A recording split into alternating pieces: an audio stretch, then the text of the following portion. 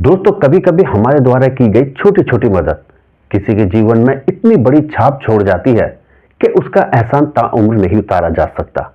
ऐसा ही कुछ होता है आज की हमारी इस दिल छू लेने वाली सच्ची कहानी में। दोस्तों, ये कहानी शुरू होती है कानपुर से, उत्तर प्रदेश का एक छोटा सा जिला, जहां पर रोज की तरह एक सरकारी स्कूल में क्लासेस चल रही थी। तभी बाहर से गाड़ियों के सायरन की आवाज आती है। अंदर पता चलता है कि जो जिले के नए कलेक्टर साहब हैं वो यहाँ पर गश्त पर आए हैं। आते के साथ ही कलेक्टर साहब उतरते हैं और उतरने के बाद सीधा प्रिंसिपल के रूम में पहुंचते हैं। वहां पहुंचने के बाद वो एक टीचर जिसका नाम अजय होता है उसके बारे में पूछताछ करने लगते हैं। स्कूल का टीचर जो यानी प्रिंसिपल जो होता है वो बहुत ज्यादा आश्चर्यचकित होता है कि इतने बड़े कलेक्टर साहब को आखिर एक मामूली सा टीचर जिसका नाम अजय है उससे क्या काम हो सकता है। तो वो पूछते हैं कि सर, आपको उनसे क्या काम है। तो वो बताते हैं कि मैंने उनसे कुछ उधार लिया था, वो पैसे मुझे उनको वापस लौटाने। ये सुनने के बाद वो बहुत ज्यादा सोच में पड़ जाते हैं। प्रिंसिपल साहब कहते हैं कि ठीक है।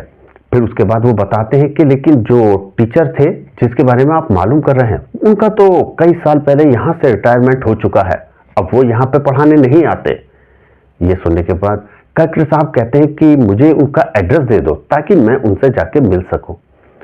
अब इसके बाद जो प्रिंसिपल होता है वो और ज्यादा सोच में पड़ जाता है कि इतने बड़े कलेक्टर साहब को आखिर इतना इंटरेस्ट इस टीचर में क्यों है और कितना पैसा लिया है। इसके बाद वो पूछ बैठता है कि सर, अगर आप बुरा ना माने तो क्या मैं जान सकता हूं कि आप कौन हैं और आपको इनसे क्या काम है और कितने पैसे इन्होंने लिए।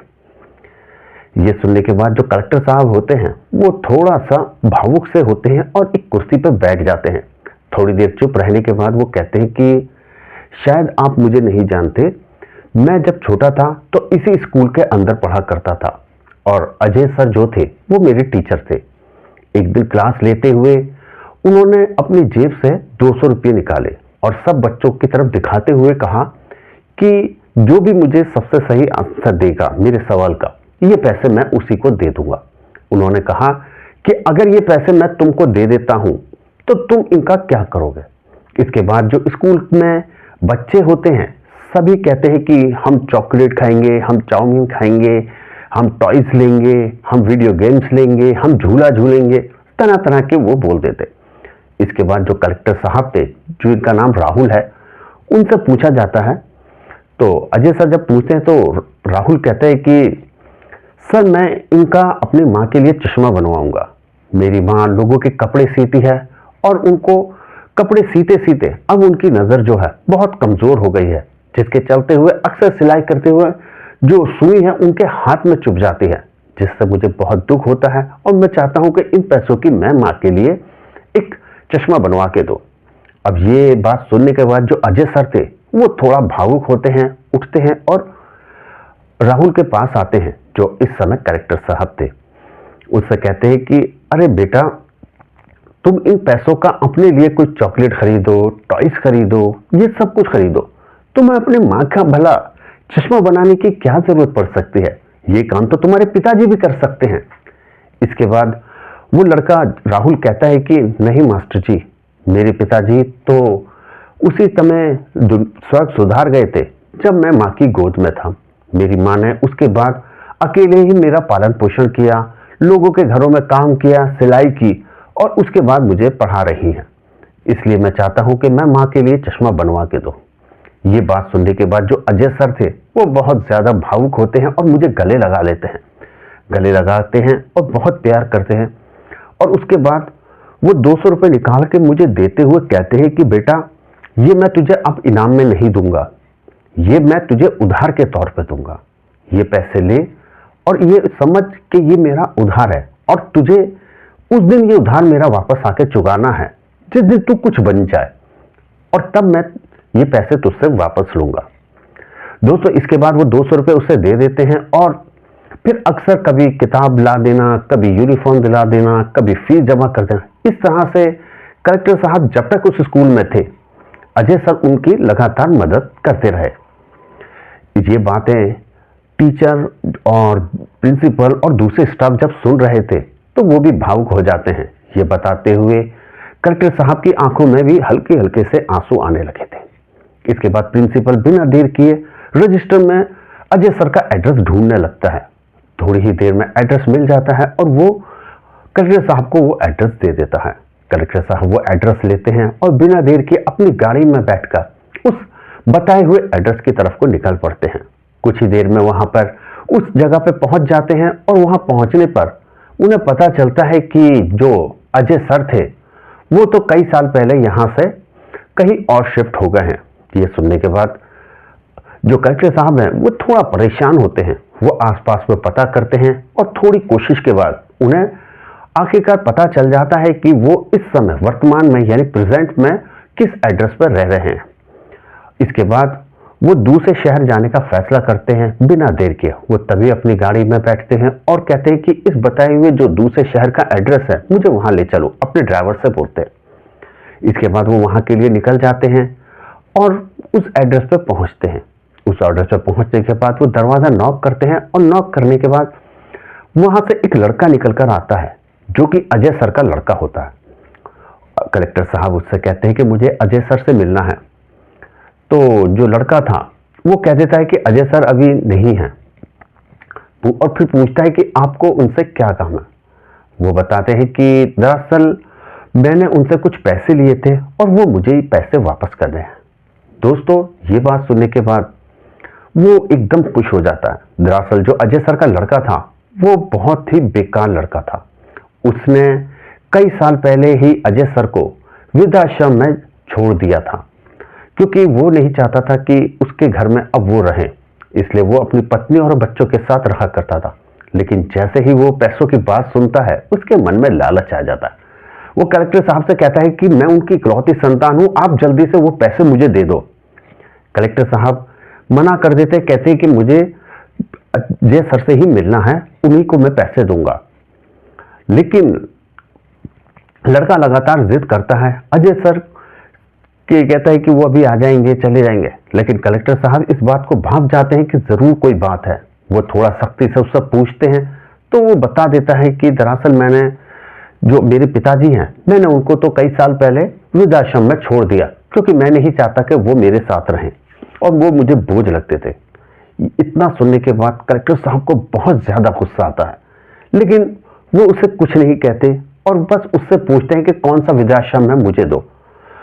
दोस्तों वो वृद्धाश्रम का एड्रेस दे देता है और अब वो कहता है कि मैं ये भी नहीं जानता कि अब जो मेरे पिताजी हैं वो जिंदा भी हैं या नहीं, क्योंकि मैं उनको एक बार वृद्धाश्रम छोड़ने के बाद कभी उस तरफ नहीं गया और ना ही मैंने उनसे किसी तरह की बात की। अजय सर अब के बारे में ये सोच के कलेक्टर साहब बहुत ज्यादा दुखी होते हैं। वो जल्दी से उस वृद्धाश्रम वाले एड्रेस की तरफ निकल पड़ते हैं। वृद्धाश्रम पहुंचते हैं। पहुंचने के बाद वहां के मैनेजर से मिलते हैं और कहते हैं कि यहाँ पर कोई अजय नाम से रहते हैं, मुझे उनसे मिलना है। वो रजिस्टर में मैनेजर चेक करता है और उसके बाद बता देता है कि हाँ हमारे वृद्धाश्रम में अजय नाम से एक टीचर है और वो इस नंबर वाले कॉटेज में रहते हैं। इसके बाद जो कलेक्टर साहब हैं वो अपने साथ की जो सिक्योरिटी स्टाफ था उससे कहते हैं कि आप सब लोग मेरा बाहर ही इंतजार करो, मैं सर से जाके अकेले मिलूंगा। वो वहां पे जाते हैं और देखते हैं और जिस रूम के अंदर अजय सर थे उस रूम को नॉक करते हैं और दरवाजा खोल के अंदर चले जाते हैं। अंदर देखते हैं कि एक छोटे से चारपाई है जिस पे अजय सर लेटे हुए हैं। देखने में बहुत ज्यादा कमजोर लग रहे थे। दोस्तों जो अजय सर से स्कूल के टाइम में जब वो टीचर थे उस समय वो बहुत हष्ट पुष्ट और हट्टे कट्टे इंसान थे, लेकिन इस समय देख के ऐसा लग रहा था कि मानो कोई हड्डियों का ढांचा हो और ऐसा लग रहा था कि ना जाने कितने बीमार हो और कुछ ही समय के मेहमान हो। कलेक्टर साहब उनकी ये दशा देख के बहुत ज्यादा दुखी होते हैं। इसके बाद वो आगे बढ़ते हैं और कलेक्टर साहब के पैर छूने लगते हैं। जैसे ही पैर छूते हैं तो अजय सर हैं वो एकदम जाग जाते हैं और कहते हैं कि बेटा तुम कौन हो और मेरे पैर क्यों छू रहे हो। इसके बाद कलेक्टर साहब बोलते हैं कि सर क्या आपने मुझे नहीं पहचाना। सर कहते हैं कि नहीं, याद करो मैं आपका स्टूडेंट था। दोस्तों जो अजय सर थे वो बीमारी के चलते हुए और इन तरह की जो उनके जीवन में दुख भरी बातें हुई थी उसके बाद उनकी याददाश्त भी बहुत ज्यादा कमजोर हो गई थी, इसलिए वो कुछ भी पहचान नहीं पा रहे थे। तो कलेक्टर साहब बिना देर के बताते हैं कि मैं आपका स्टूडेंट राहुल हूं, जिसकी आपने एक टाइम मदद की थी और आपने उनको कुछ पैसे उधार दिए थे, वही मैं लौटाने के लिए आया।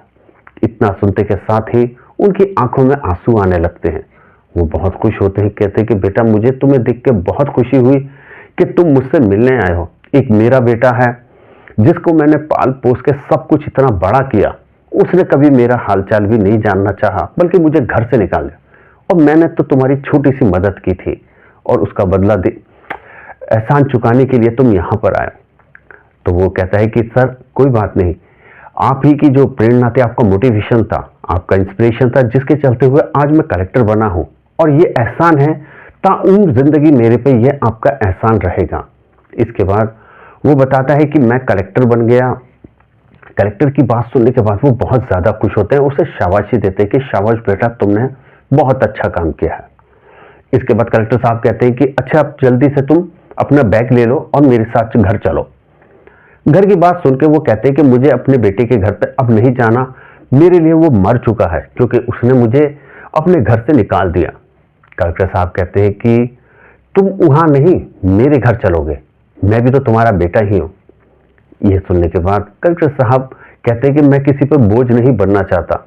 वो कहते हैं कि ये बोझ नहीं, जो तुमने मेरे पे इंस्पिरेशन एहसान किए थे, अब ये उसका बदला चुकाने का वक्त है। इसके बाद वो उसे मनाते हैं और आश्रम की जो भी छोड़ने की फॉर्मेलिटी होती है वो पूरी करके सीधे अपने घर की तरफ को चल देते हैं।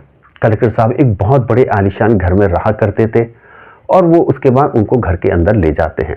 घर के अंदर उनकी पत्नी और माँ और एक बच्चा था।